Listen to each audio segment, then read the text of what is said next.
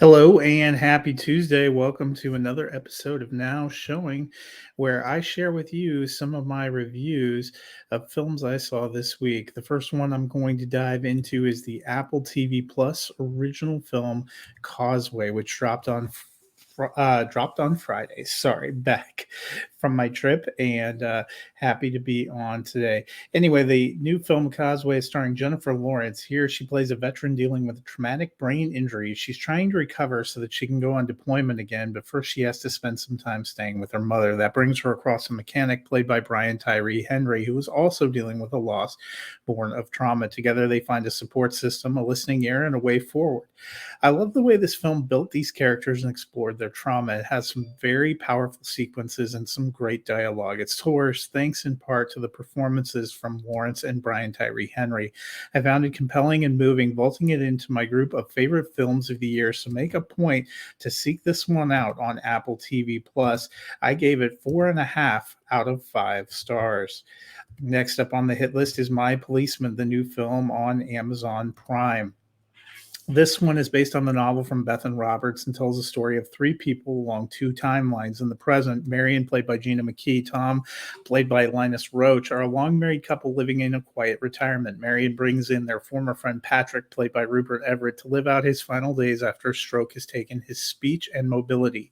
It causes a rift between Marion and Tom, who are finally forced to confront the past. In a second timeline, we see how a younger Marion, played by Emma Corwin, and Tom, played by Harry Styles, first met, and we get their love story and the series of events with Patrick, played by David Dawson, that propel the trio to where they are now. By now, most are familiar with the plot, but I won't go into more detail. It's meant to be something of an emotional journey as we travel through a love triangle over two timelines. Much of the action takes place in the 1950s timeline, with Styles, Corwin, and Dawson getting much of the screen time. All three do a decent job, but I was also taken with the struggles of the older Marion character played by McKee.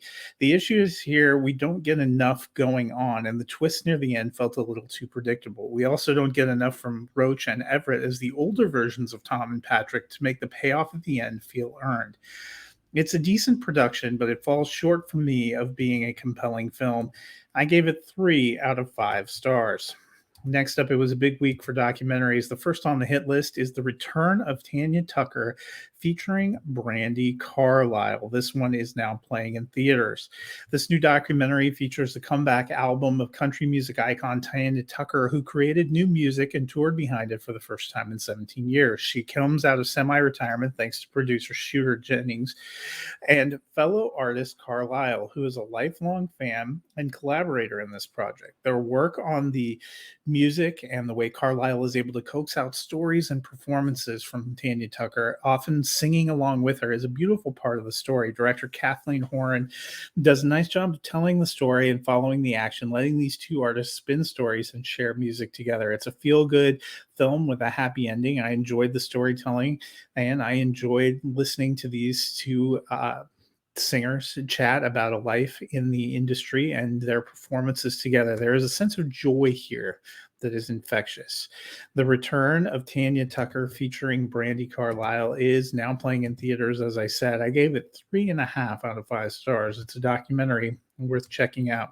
But my favorite documentary of the week is also on Apple TV Plus. It's Selena Gomez, My Mind and Me.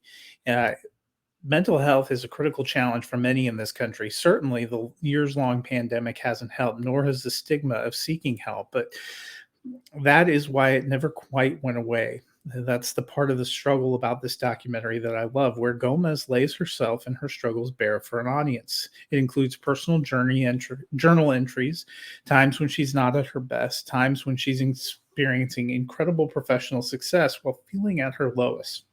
Gomez is brutally honest about her life and her struggles and the toll her success and the scrutiny placed on her has taken on her. But it also is about the loving support of those who accept her as she is. It's an incredibly powerful and emotional journey taking place over the period of about 5 years.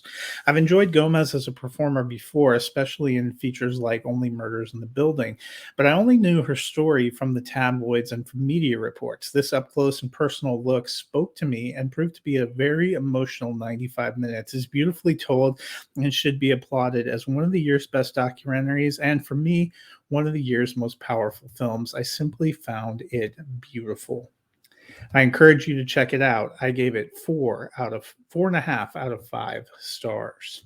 Well, I didn't want to end without giving you a streaming film of the week. New on HBO Max, in fact, it just dropped yesterday, is the controversial film Don't Worry, Darling. The second feature film from Olivia Wilde features Harry Styles and Florence Pugh as a couple in a 1950s set environment.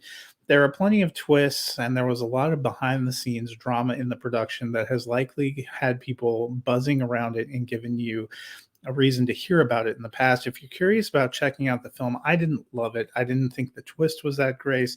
I didn't think the story ended up being that compelling, but it was certainly one of the most talked about films of the year. And now it's available to stream on HBO Max. Its theatrical window is closed. I gave it 2 out of 5 stars. If you want to go check it out, that one just dropped on Monday, so it's very new to streaming.